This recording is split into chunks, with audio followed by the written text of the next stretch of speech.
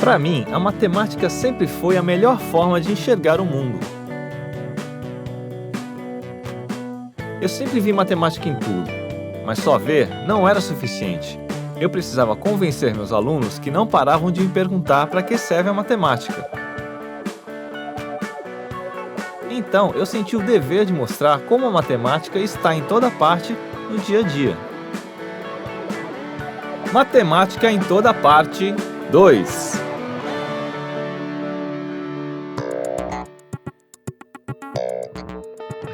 Para as crianças, brincar é a coisa mais natural do mundo. Mas os adultos sempre ouvem que a vida é muito séria. Tudo bem, a vida é séria mesmo, mas a verdade é que para brincar não tem idade. Os adultos costumam chamar suas brincadeiras de jogos, mas no fundo é tudo a mesma coisa. Hoje eu vou jogar o jogo de encontrar matemática nos jogos. Pois é, trava-línguas é uma das brincadeiras que eu mais gosto.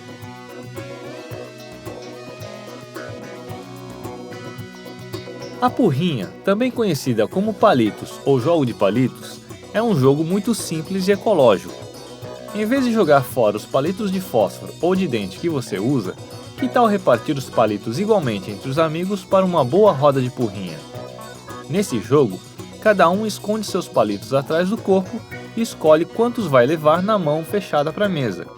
Depois, cada um dá seu palpite sobre a soma dos palitos que estão nas mãos sobre a mesa. E quem acertar o resultado, ganha a rodada.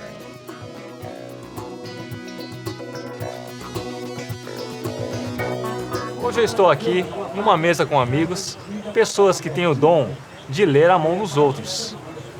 Carlos, Sim, para jogar porrinha, a pessoa tem que ter mão fechada? é preciso ter mão fechada, porque qual é a finalidade do jogo? É todo mundo de mão fechada e tentar adivinhar os pontos que cada um tem em sua mão para fazer o total e ganhar. E você tem alguma estratégia para ganhar dos adversários?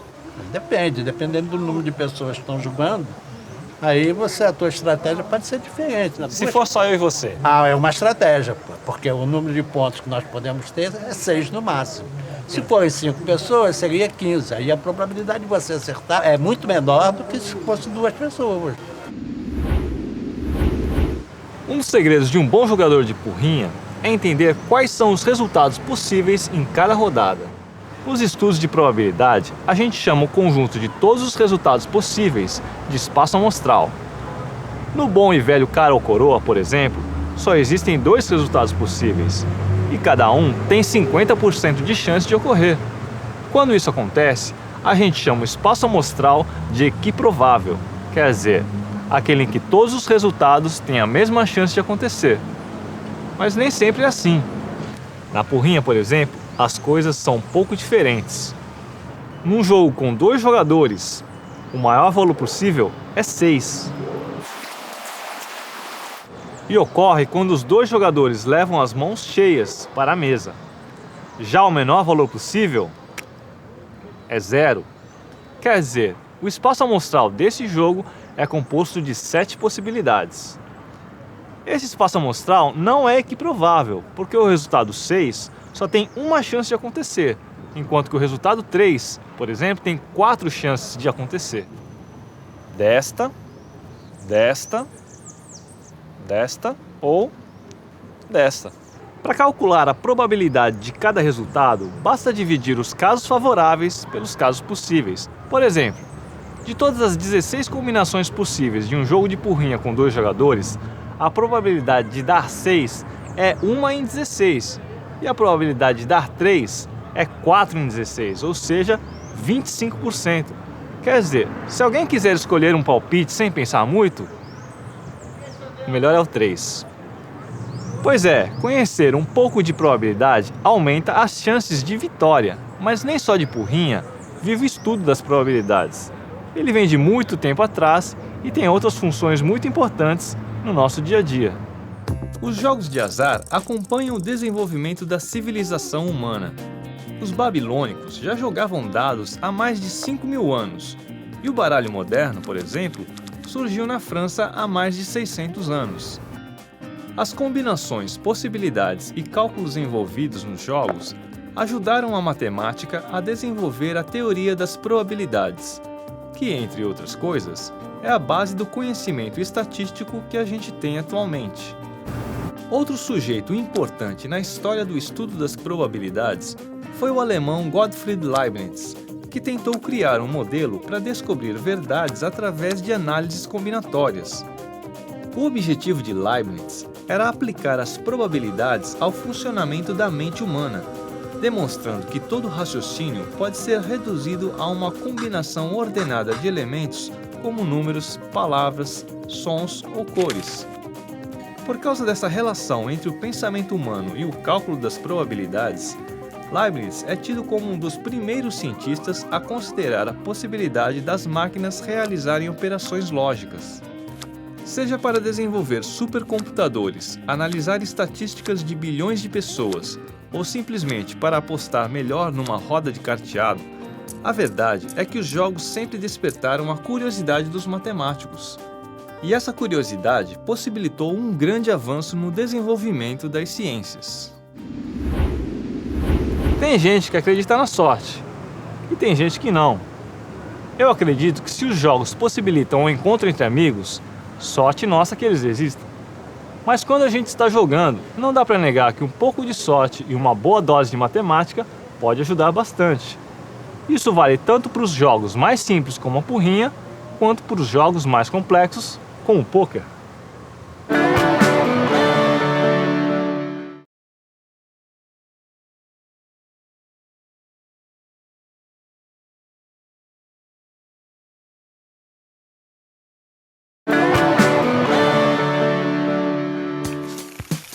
Quando a gente ouve falar em jogo de azar, a impressão que fica é que são jogos que dependem exclusivamente da sorte de quem joga. Mas nem sempre é assim. No pôquer, por exemplo, muitos outros fatores estão em jogo, entre eles a capacidade dos jogadores de interpretar as probabilidades. E quando a gente fala em probabilidade, o assunto vira um prato cheio para os matemáticos. Agora eu vou tentar entender como os grandes jogadores de pôquer usam a matemática para aumentar suas chances de vitória. Hoje eu vim buscar a matemática aqui nesse clube de pôquer. Vou conversar com Carlos Mavica, um especialista no pôquer, um cara que aposta todas as suas fichas no que faz. Mavica, teve alguma coisa na sua vida que você sempre quis apostar e nunca pôde? Na verdade, eu aposto só aquilo que eu posso apostar para perder. Você blefa? Não, eu não blefo nunca. Você está blefando agora? Óbvio que não. O pôquer é um jogo de sorte ou um jogo de azar? Não, longe disso. Se fosse isso, as mesmas pessoas que chegam sempre nas mesas finais seriam as pessoas mais sortudas do mundo. E a cada jogada você faz cálculos probabilísticos ou você já tem isso decorado? No começo era cada jogada. Hoje em dia eu já tenho tudo decorado. De tantas vezes que a gente passa por aquela situação, a gente já sabe a porcentagem. Se é 60%, 20%, 15%, a gente sabe exatamente o que a gente está precisando. Um baralho como esse tem 52 cartas, 3 de cada um dos 4 naipes. Dentro desse universo, eu tenho 4 possibilidades de tirar um as, já que existem 4 ases no baralho, um de cada naipe. Eis que aparece para mim o as de ouro. O as é a maior carta do jogo, e ter um par de ases na mão é uma grande vantagem para um jogador de pôquer. Mas agora só existem 3 possibilidades de tirar um novo as desse monte, já que um deles está na minha mão. Pelo princípio fundamental da contagem, as possibilidades de uma primeira carta ser um as e a segunda também são 12. Mas a ordem das cartas não importa, porque afinal de contas, ter um as de ouro e outro de espadas é igual a ter um as de espadas e outro de ouro. Por isso, a gente divide o resultado por 2 e descobre que existem 6 formas diferentes de obter um par de ases. Mas para saber qual é a probabilidade de eu tirar um par de ases nesse universo todo de cartas, eu preciso saber quantas combinações possíveis existem com as cartas desse baralho. A primeira carta que eu pego do bolo poderia ser qualquer uma das 52 do baralho. Se eu pegar uma segunda carta, ela pode ser qualquer uma das 51 que sobraram.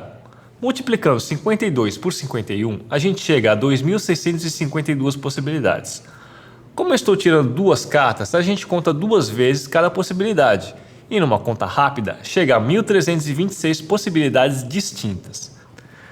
Para saber a probabilidade dessas duas cartas serem um par de ases que eu tanto quero, eu preciso dividir as possibilidades de tirar um par de ases pelo total de combinações possíveis. O resultado é que essa possibilidade de tirar um par de ases é uma em 221 mãos, uma chance tão pequena que eu não apostaria nisso. Mas no poker, a esperança é a última que morre. E mesmo envolvendo muita matemática, esse jogo também envolve um pouco de sorte. No meu caso aqui, talvez seja o típico caso de sorte de principiante, ou talvez seja a força da minha esperança. Aliás, esperança é um conceito matemático muito importante para os jogadores de pôquer.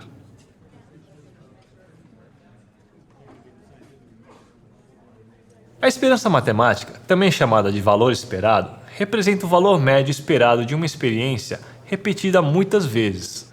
Para ilustrar melhor o que isso significa, a gente pode pegar como exemplo um jogo de pôquer qualquer. Imaginem o Mavica jogando com 3 adversários. Na rodada anterior, ele tinha 1000 fichas. O primeiro adversário analisou o jogo e apostou exatamente 1000 fichas. Somando com as fichas que cada um pingou no início de cada rodada, o valor do pote totalizava 1400 fichas. O Mavica era o segundo jogador a se pronunciar e recebeu um par de ases de mão, uma combinação que, como a gente viu, é muito difícil de acontecer. Como todo grande jogador de pôquer, ele precisou calcular rapidamente as chances de ganhar. Em outras palavras, ele precisou definir qual era a sua esperança matemática nessa rodada. O Mavica, pela sua experiência, sabe que na maior parte das vezes, um par de ases ganha a rodada. E ele sabe que a esperança matemática é a chance de ganhar multiplicada pelo lucro menos a chance de perder multiplicada pelo prejuízo. Fazendo uma conta rápida, ele descobriu que na média ganharia 1040 fichas apostando nessa jogada. O Mavica acertou em cheio ao apostar todas as fichas que tinha no seu par de ases, mas mesmo que fizesse essa jogada e perdesse, matematicamente falando, ele ainda teria tomado a melhor decisão, porque repetindo essa jogada sempre, a tendência é que no futuro ele recupere todas as fichas perdidas com um lucro médio estimado em 1040 fichas por jogada. De longe, é fácil falar assim, mas eu mesmo não conseguiria pensar nisso tudo se todas as minhas fichas estivessem em jogo. Mas é justamente isso que diferencia o grande jogador de pôquer. O sujeito é capaz de pensar em toda essa matemática sem mudar a expressão do rosto. Ainda por cima, tem a frieza necessária para apostar tudo em seus cálculos.